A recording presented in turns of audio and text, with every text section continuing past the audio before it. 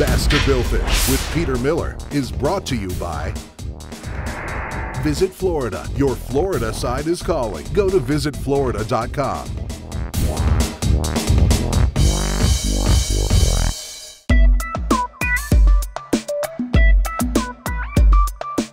On the first morning of fishing, it came very early. We were wheels up at 5:45 and we were on our way to the Stickmarsh. As we were driving up, you know, you're getting away a little bit from the strip malls and things like that, so the more rural you get, for me, that always means the better the fishing's gonna be. We turned onto a dirt road, we take that for a few miles, and I'm going, this is gonna be really good.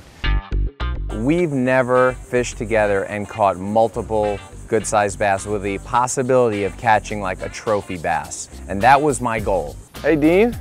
Morning, Peter. What's going on? All right, how you doing? Good, how are you? Good, thanks. In many of the shows, we contact the local guides because I don't have the expertise in these areas, so I need some input. Stickmarsh is one of the premier trophy bass places in Florida. I think you guys picked a really good spot, you know? A friend of mine, Captain Dean Herdman from One Castaway Charters, he filled me and he said, Peter, if you hit this area and you go down here and then ultimately you can hit the dam area, you're gonna catch some fish. Navigation can be a little bit of an issue. It's best to kind of go with somebody that can show you around the first time so you don't wreck your nice boat.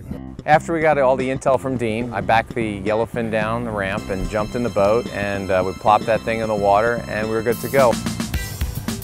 Nothing? Oh, wait. Those back straps. You know, you try to do everything right, and then you forget, like, the straps are still on the back of the boat, which is kind of embarrassing, but hey, this is reality, baby. This is how we roll. I always forget those things.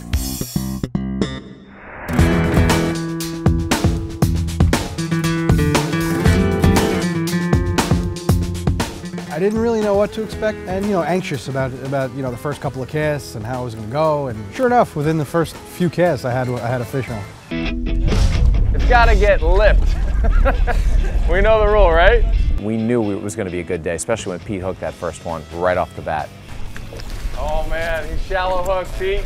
Super shallow. You better lip that thing. Yes, Pete. Nice going. First fish. After Pete caught the first fish, Matt got his competitive juices flowing. He's like, okay guys, time for the competition. What's it gonna be? Wait, is there a first fish rule? I'll give him the first fish rule. Automatically, the competition was back on again. Oh, yeah, We would always compete who caught the biggest fish, who caught the most fish, every trip we went on. That's a healthy looking bass, Beautiful too, right? fish, yeah, real nice looking. Not like the ones we catch up in New York. Thank you. Wow, Pete. It was a competition, biggest fish, most fish, and the ugliest fisherman. Yeah, I kind of came in last. I don't want to talk about that. You just put the major pressure on us, Pete. Nah, first fish jinx. First fish jinx. Pete actually does that. He always catches the first fish and then he quiets down. That'll be it for the day.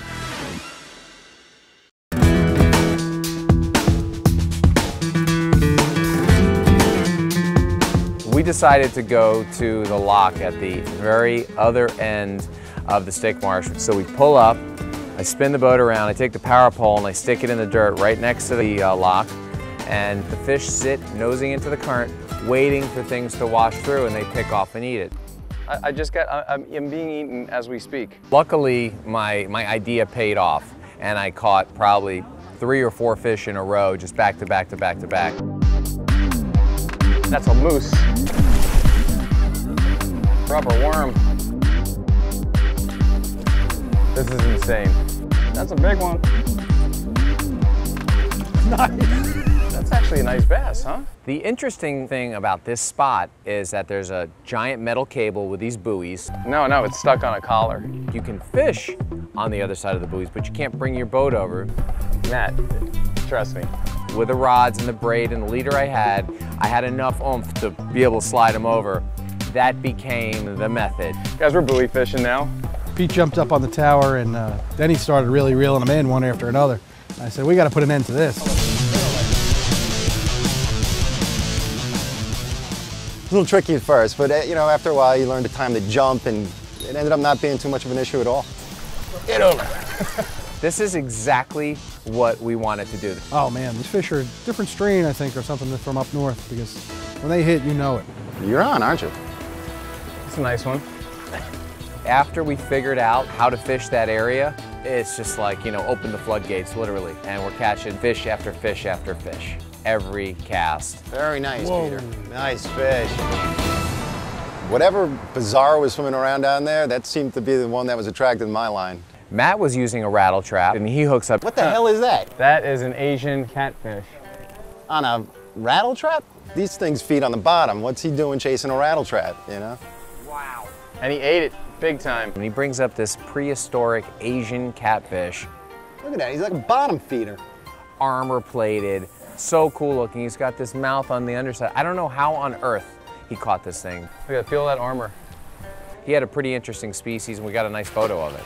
Congratulations, Matt. Yeah, thanks. That's gonna go on the DVD cover, right?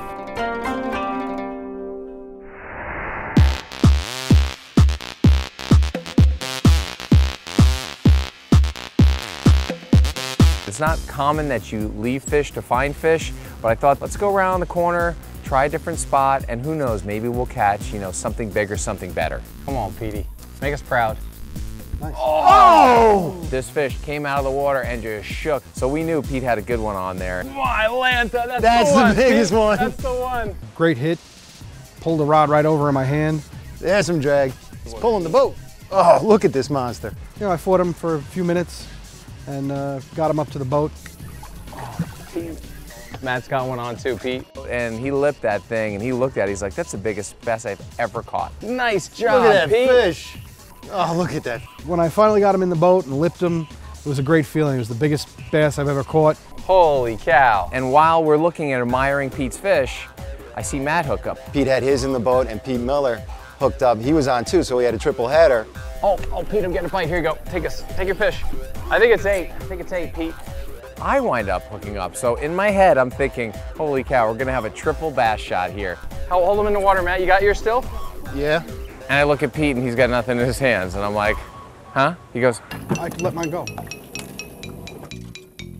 I wished I held on to him a little longer, but I put him back. What's the matter? We're gonna weigh it. Matt and I just looked at him, and that was another classic thing. Pete has a tendency to misunderstand what we're getting at for the final outcome. I thought you said get him back in the water. I thought you wanted me to get him back in the water. Biggest bass of his life. He lets it go on the other side of the boat quietly. He's just doing the right thing, getting it back in there, making sure it's there for somebody else to catch just a little bit bigger. Unbelievable. Right? I'm sorry, I like blew the shot. You'll pay dearly for releasing that fish. Bass to Billfish with Peter Miller is brought to you by Visit Florida. Your Florida side is calling. Go to visitflorida.com.